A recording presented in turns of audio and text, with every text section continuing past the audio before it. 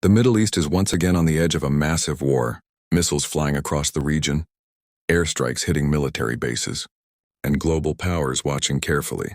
But what exactly started the conflict between Iran, Israel, and the United States? And could this crisis turn into a much larger war? Part 1. How the war started. On February 28, 2026, a major military operation began.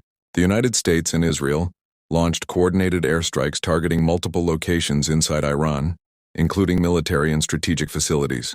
The attacks were aimed at weakening Iran's military capabilities and limiting its nuclear program. But Iran quickly responded. Within hours, missiles and drones were launched toward Israeli territory and American bases in the Middle East. This marked the beginning of a rapidly escalating conflict. Part 2. Iran's response. Iran relied heavily on its ballistic missiles and drone warfare. Reports indicate hundreds of drones and missiles were launched across the region during the early phase of the conflict. Some targeted Israeli cities, U.S. bases in the Gulf, military infrastructure in allied countries. These attacks forced air defense systems to intercept incoming threats across multiple countries. Part 3. U.S. and Israeli military strategy. The United States and Israel responded with large-scale air operations. Advanced fighter jets, cruise missiles, and intelligence systems were used to target Iranian military facilities. Military analysts say hundreds of targets were struck during the first waves of attacks. These included missile launch sites, military command centers, naval infrastructure. The goal was to reduce Iran's ability to launch further attacks. Part 4. Regional escalation. The conflict did not stay limited to Iran and Israel.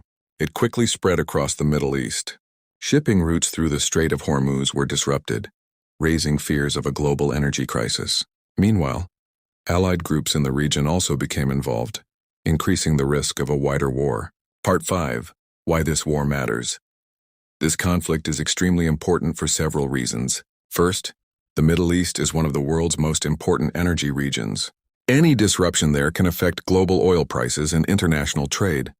Second, direct military confrontation between Iran and Israel is extremely rare and dangerous. And finally, the involvement of the United States makes this crisis a major geopolitical event. Conclusion. For now, the conflict between Iran, Israel, and the United States continues to evolve. Diplomatic efforts are ongoing, but tensions remain extremely high. The big question now is, will this crisis calm down through negotiations? Or could it grow into an even larger regional war? Only time will tell.